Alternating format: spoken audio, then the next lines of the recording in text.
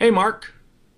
I don't need to introduce myself to you, but my name is Mark Anderson, and I am a SharePoint guy.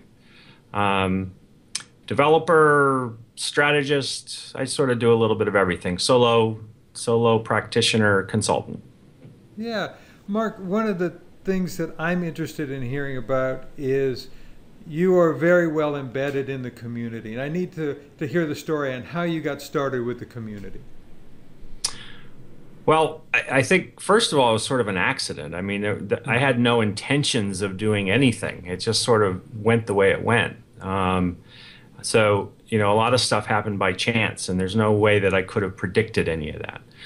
I um, I worked with a guy named Mauro Cardarelli back in the mid 2000s, and he was big on blogging and talking about things in forums. And his theory was that you by giving out you got back, Yeah. and so that's not the motivation. It's just you learn a lot by offering things. When I came up with the SP services idea, which is around the time I think that you and I met, Hmm. at least virtually.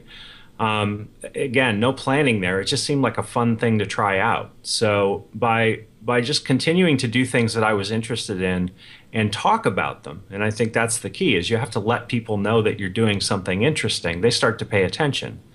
You can't start a blog and then tomorrow all of a sudden have 1,000 followers or Right. something. You have to start to write things that people actually need. And so that's counter to what a lot of people think is important, because you're giving away your own knowledge.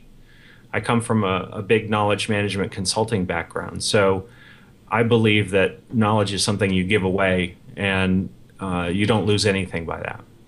And I know I'm rambling here, but that's sort of all the context and sort of why I got started. I was interested in what people were doing on their blogs, Hmm. interested in what I was doing in the forums, interested in what you were doing on end user SharePoint.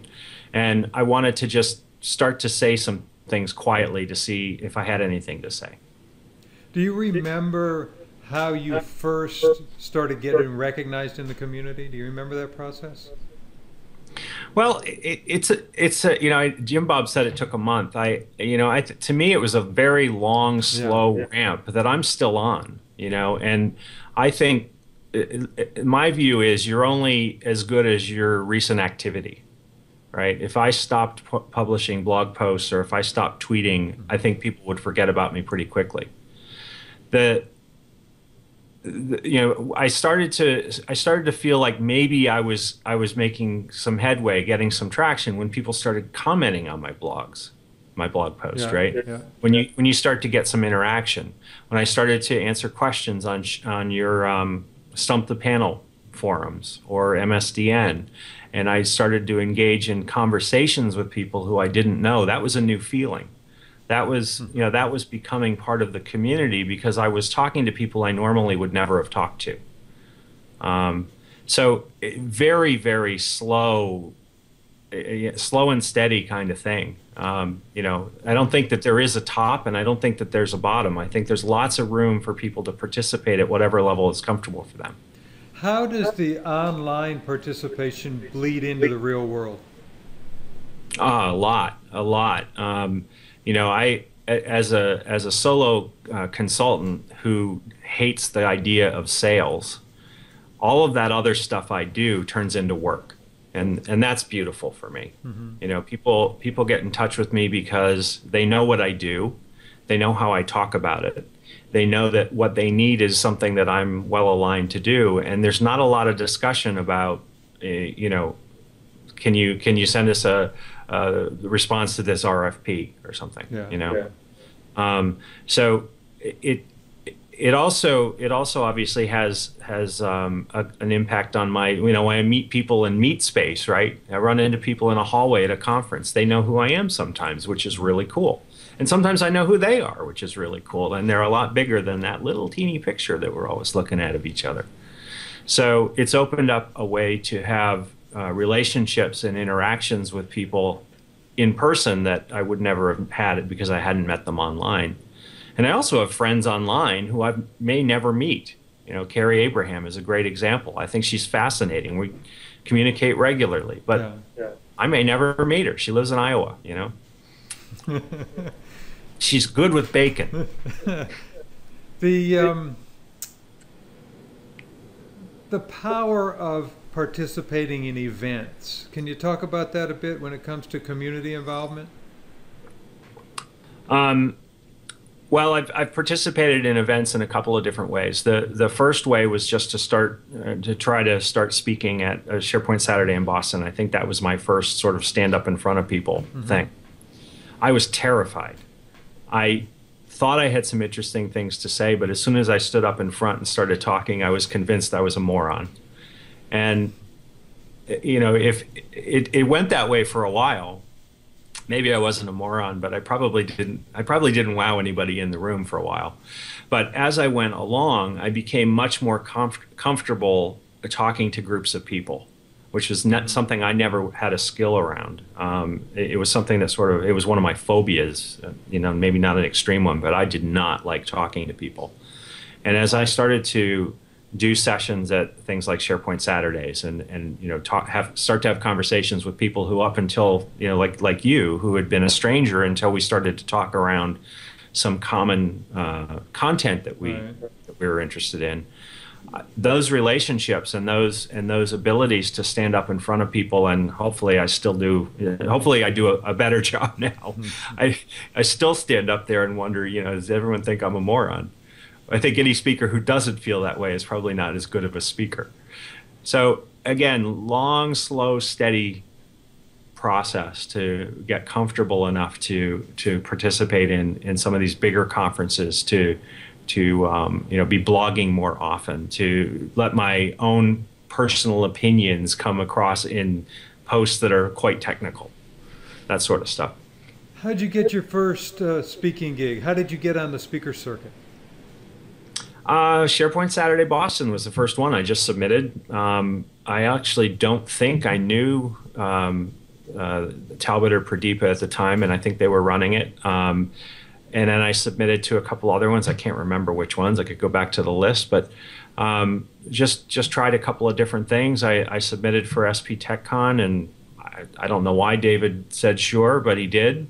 I think that again, you start small. You know, and again, we talked about before the call, you know, it doesn't matter what your discipline is. It doesn't matter what industry you're in. You know, you find a local user group, you find a small conference, and you start to sort of work your way up. And you can do as much as you want. You know, getting to speak at something like the SharePoint conference out in Vegas to some speakers is sort of the pinnacle. You know, that's a huge room of people. I think it's too big for me. So, you know, you want to find your spot. You want to find the places where you're comfortable doing what you do. Some people it's speaking, some people it's writing. So consistently what I've been hearing from the people I'm interviewing for the community building effort is, one is you have to provide content. You have to offer something of value to the community. Number Right. two, you have to participate in some way at the events. You've got to show up so that you can meet them. And the third level is speaking. And surrounding all that, I think one of the things that came out of Jim Bob's interview is that there has to be a passion for your topic. You really have to believe in what you're talking about. Yeah. Yeah, I think that's a big reason that I've even cared about being in this community. I love what I do. I love this platform called SharePoint and all the stuff around it. That's a little weird, but I actually really enjoy what I do. And I think I like to think that comes through in my speaking and my writing. I think passion is important. I mean, if you're faking it in being in the community, you'll get tired very quickly, and people won't be interested in you. So I think that's true. I think that you can choose sort of which dimension or dimensions you want to pursue, though. For instance, you know, when I put SP services up on Codeplex, that was one thing that I could do. Yeah. I can write in a blog, I can speak at conferences, I can just be at conferences, like you said. When I went to conferences before I got involved with SharePoint, I saw them as a horrible thing that I had to go to another city, stay in a crappy hotel, wander halls by myself, and maybe learn something or maybe not.